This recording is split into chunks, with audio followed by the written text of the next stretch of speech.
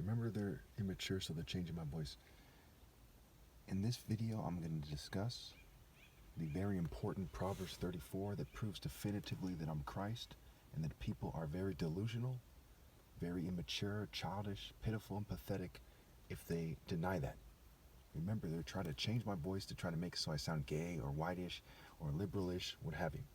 Okay, I'm not square at all. I'm not any of those things.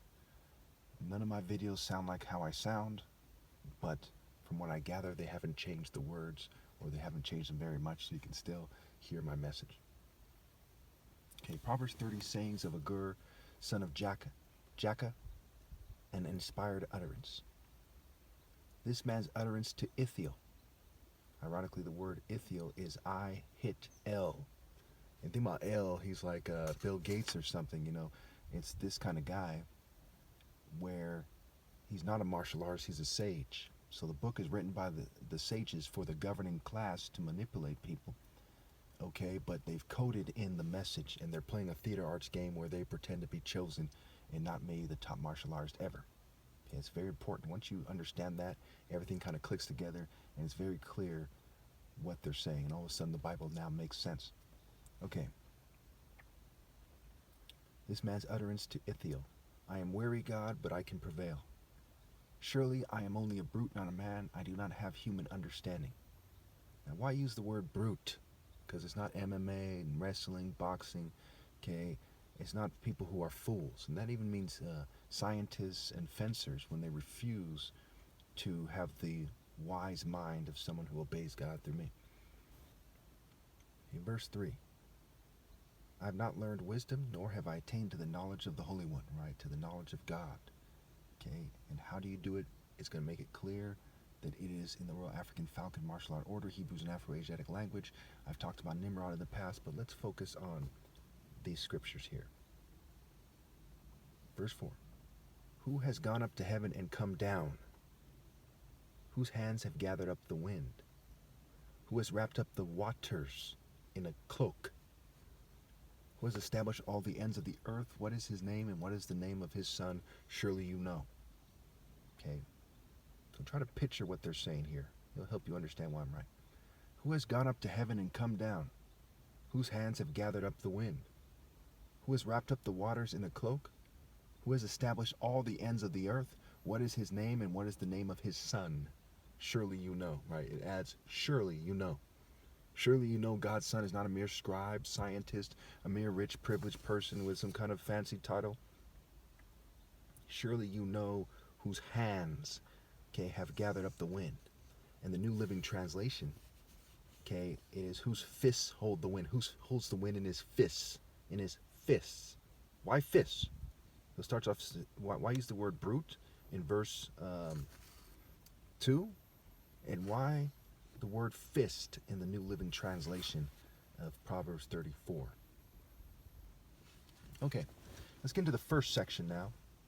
And after that, I'm going to end this first part. Okay, let's define the wind part of it, right? So it says, who has gone up to heaven and come down? Whose hands have gathered up the wind? Okay, so who's gone up to heaven in the spirit of moral intensity, focused moral intensity, okay, universal pinpointing moral precision, with God's grace, so in the divine order, okay, and what are the works that give away this? Well, his hands, right, figuratively hold the wind, right, the right hand of God. I've made series and videos about how the right hand of God is his warrior hand. He smites evil, okay, he marshals, right, the word marshal is marital scrambled, M-A-R-I-T-A-L, right, is M-A-R-T-I-A-L, scrambled. Okay, martial is marital scrambled. Of course, martial means to order and to arrange, and martial is in martial arts as well. Okay. So section 1, the wind. Proverbs 25:23. Only 5 chapters before this. It says, like a north wind that brings unexpected rain is a sly tongue which provokes a horrified look. So the wind in this context brings unexpected rain, right? Not rain that's a good thing. You're not expecting it to rain. It rains on your parade. You're like, no, okay? And so that is a sly tongue with which provokes a horrified look, okay? So it's comparing the wind that brings the unexpected rain to a sly-tongued, okay, which provokes a horrified look. The actions of one who's sly and deceptive and devious. Okay. Now that's not the same as what they're saying in Proverbs 34, but it helps us define what the wind is. It's some kind of a marshaling force, okay, that brought about an unexpected rain. We'll get into how the rain, the water, is the living water of God, the water of righteousness. Bear with me. Proverbs 18:9. He parted the heavens and came down.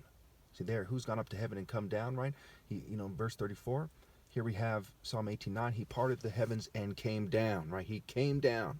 How? Dark clouds were under his feet. So he parted the heavens and came down. Dark clouds were under his feet. Okay? These clouds, right? Jesus said to come back on a cloud, right? And he says it in the New Testament, it says in Revelation. He mounted the cherubim and flew. He soared on the winds. He mounted the cherubim and flew. He soared on the wings of the wind. He mounted the cherubim and flew. He soared on the wings of the wind. So here we have the wind compared to wings. Okay, like an angel having wings, right? And the angels depicted with swords and spears. So we're seeing this kind of martial art depiction come forth. But of course, the white man, just like he made Jesus white, and he argues that Egypt was all white and so on and so forth, he also depicted the angels as white, fighting in the way that the white man fights with his weapons, his body type, what have you. That part's key here, okay? Because we have evidence that the white man superimposes white culture on the culture of the Bible, which is also superimposed on the Royal African Falcon martial art order. That's why the Jew doesn't call him out for it. The Jew doesn't say, hey, you made him white, not Jewish, right? Because he knows that that argument leads to, well, you're cheating the black guy too, okay? 11, he made darkness his covering, his canopy around him, the dark rain clouds of the sky. So darkness is his covering, there's a canopy around him, okay? And it's the dark rain clouds of the sky, figuratively, okay? Dark rain, right? Dark rain clouds, okay? It's gonna rain, and it's good for some people, it's bad for others.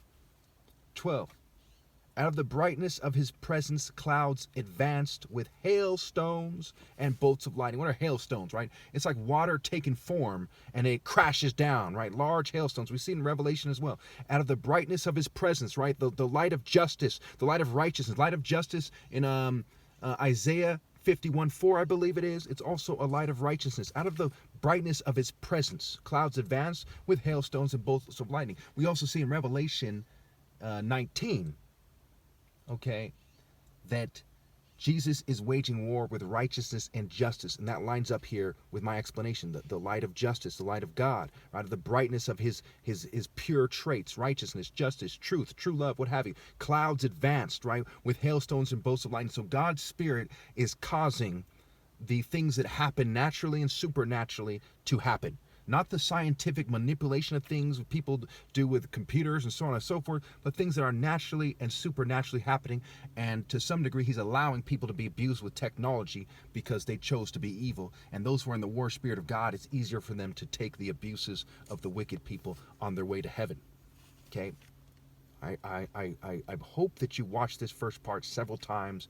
I like the way I'm saying it. I don't like the way it sounds. Okay, I like the way it's coming out so far.